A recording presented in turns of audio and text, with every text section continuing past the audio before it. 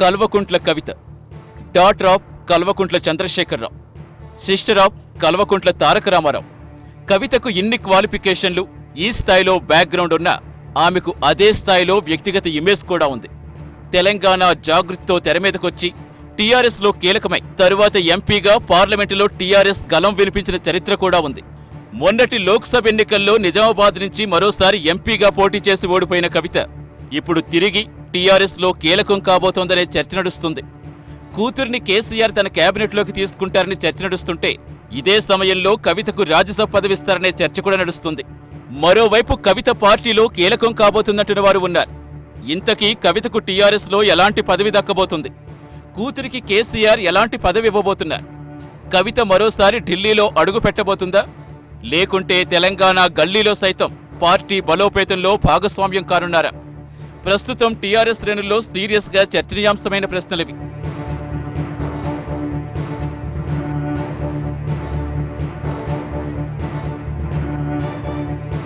తండ్రి కేసీఆర్, అన్న కేటీఆర్ లెగసీతో పాటు టీఆర్ఎస్ బ్యాక్గ్రౌండ్, వీటన్నింటికీ అతీతంగా తెలంగాణ రాజకీయాల్లో కవిత సొంత ఇమేజ్ క్రియేట్ చేసుకోగలిగారు.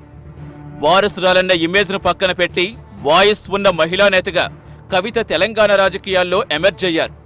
టీడీపీ నుంచి తన తండ్రి పొలిటికల్ ఎంట్రీ ఇచ్చిన, విభేదాలతో పక్కకు వచ్చి ఉద్యమ పార్టీగా టీఆర్ఎస్ ప్రస్థానం ప్రారంభించిన కవిత చాలా రోజుల పాటు పార్టీకి దూరంగా ఉండిపోయారు. తెలంగాణ ఉద్యమం ఉధృతంగా ఉన్న సమయంలో తెలంగాణ జాగృతి పేరుతో బతుకమ్మ వేడుకలు మొదలుకుని పలు సాంస్కృతిక అంశాలు హైలైట్ చేస్తూ కవిత టీఆర్ఎస్ లోకి ఎంట్రీ ఇచ్చారు. రాష్ట్ర విభజన తర్వాత జరిగిన ఎన్నికల్లో తన కూతురుకు నిజామాబాద్ ఎంపీ టికెట్ కేటాయించారు కేసీఆర్. కవిత ఎంపీగా గెలిచి పార్లమెంటులో అడుగుపెట్టి పలు సందర్భాల్లో పార్టీ వాయిస్ వినిపించేందుకు ప్రయత్నిస్తూ వచ్చారు.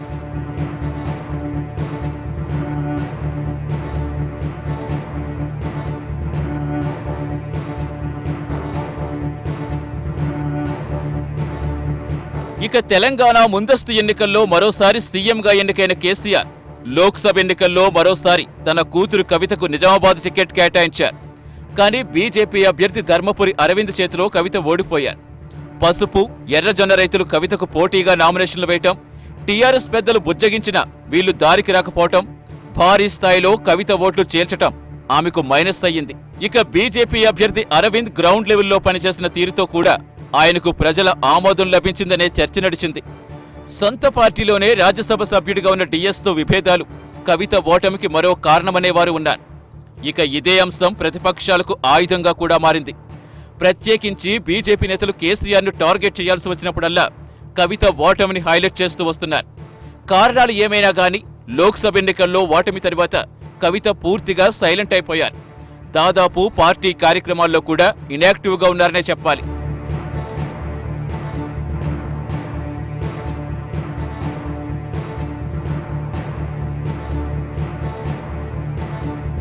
ఇక ఎంపీగా ఓడిపోయిన కూతురు కవితను ఇప్పుడు తిరిగి కేసీఆర్ పార్టీలో యాక్టివ్ చేయబోతున్నారనే అంశం టీఆర్ఎస్ శ్రేణుల్లో సీరియస్ గా చర్చనీయాంశమైంది. మంత్రి పదవుల విషయంలో కేసీఆర్ కొడుకు వైపా లేకుంటే మేనలుడి వైపే మొగ్గు చూపుతారా అనే అంశం కంటే ఇప్పుడు ఆడబిడ్డ కవితకు ఏ పదవి ఇస్తారా అనే అంశమే టీఆర్ఎస్ నేతల్లో ఉత్కంఠ కలిగిస్తుంది. కవిత పదవి విషయంలో మాత్రం టీఆర్ఎస్ లో పలు రకాల చర్చ నడుస్తుంది. వచ్చే ఏప్రిల్ కల్లా టీఆర్ఎస్ ఖాతాలో 2 రాజ్యసభ సీట్లు రాబోతున్నాయి. అందులో ఒకటి కవిత కేటాయిస్తారనే చర్చ నడుస్తుంది. ఇదే సమయంలో కేటీఆర్ను మంత్రివర్గంలోకి తీసుకుంటే కవితకు టీఆర్ఎస్ వర్కింగ్ ప్రెసిడెంట్ పదవిస్తారనే చర్చ కూడా లేకపోలేదు.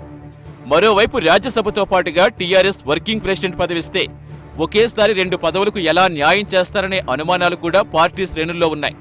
ఇక రాష్ట్ర స్థాయిలో అందుకు భిన్నమైన చర్చ కూడా నడుస్తుంది.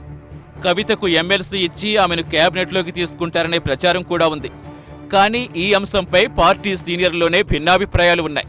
గతంలోనే కేసీఆర్తో సహా కేటీఆర్, హరీష్ కేబినెట్లో ఉన్న తీరుతో కేసీఆర్ది కుటుంబ పాలనాన్ని ప్రతిపక్షాలు టార్గెట్ చేశాయి. ఇప్పుడు కూతుర్ని కేబినెట్లోకి తీసుకుంటే ప్రతిపక్షాలకు ఇంకా టార్గెట్ అయ్యే అవకాశం ఉంది. తన కూతురికి మాత్రమే కేసీఆర్ తన మంత్రివర్గంలో స్థానం కల్పిస్తే అప్పుడు కేటీఆర్ లేకుంటే హరీష్లలో ఏ ఒక్కరికో మాత్రమే అవకాశం ఉంటుంది. అందుకే కవితను కేబినెట్లోకి తీసుకుంటే రాబోయే పరిణామాలు కూడా కేసీఆర్ అంచనా వేస్తున్నారని అంటున్నారు. మరోవైపు కవితకు కేబినెట్లో చోటు దక్కితే మహిళలకు ప్రాతినిధ్యం ఇచ్చినట్టు అవుతుందని, ప్రతిపక్షాల విమర్శకు చెక్ పెట్టినట్టు అవుతుందనే చర్చ కూడా లేకపోలేదు. ఇదే సమయంలో మరో మహిళకి ఎందుకు అవకాశం ఇవ్వలేదనే విమర్శ కూడా రావచ్చు. అందుకే ఈ విషయంలో కేసీఆర్ ఆచితూచి స్పందిస్తున్నారని టీఆర్ఎస్ లో ప్రచారం జరుగుతుంది.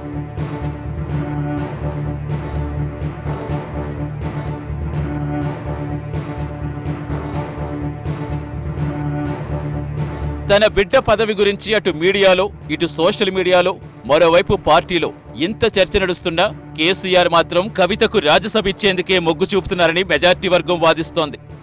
జితేందర్ రెడ్డి లాంటి వాళ్ళు బీజేపీలోకి వెళ్లడం, వినోద్ లాంటి వాళ్ళు ఓడిపోవడం, విశ్వేశ్వరరెడ్డి లాంటి వాళ్ళు కాంగ్రెస్ జెండా కప్పుకోవడం, బాల్క సుమన్ ఎమ్మెల్యేగా పోటీ చేయడం లాంటి సంఘటనలతో ఢిల్లీ స్థాయిలో పార్టీ వాయిస్ వినిపించే నేత లేకుండా పోయారనేది కేసీఆర్ అండ్ కో అభిప్రాయం. ఇదే సమయంలో కిషన్ రెడ్డికి హోంమంత్రి శాఖ దక్కటం, అరవింద్, సంజయ్ లాంటి వాళ్ళు బీజేపీ ఎంపీలుగా గెలవటం, రేవంత్ లాంటి కాంగ్రెస్ ఎంపీలు ఉండడంతో ఢిల్లీ స్థాయిలో టీఆర్ఎస్ వెనుకపడిందనేది కేసీఆర్ ఆలోచన. మరోవైపు నిజామాబాద్ ఎంపీగా అరవింద్ తన స్థానం సుస్థిరం చేసుకునే ప్రయత్నం చేస్తున్నారు.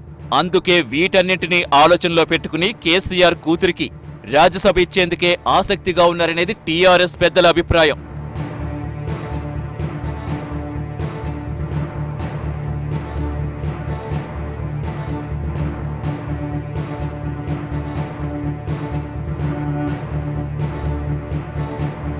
టీఆర్ఎస్ కు ప్రత్యామ్నాయం మేమేనంటూ బీజేపీ అగ్రెసివ్ గా వెళుతున్న తీరు, కేసీఆర్ సర్కార్పై కాంగ్రెస్ ఒంటికాడుతోలేస్తున్న వైనం, ఇలాంటి సమయంలో కూతురు కవితకు కేసీఆర్ ఎలాంటి పదవి ఇవ్వబోతున్నారనేది ఇప్పుడు సర్వత్రా ఆసక్తి కలిగిస్తోన్న అంశం.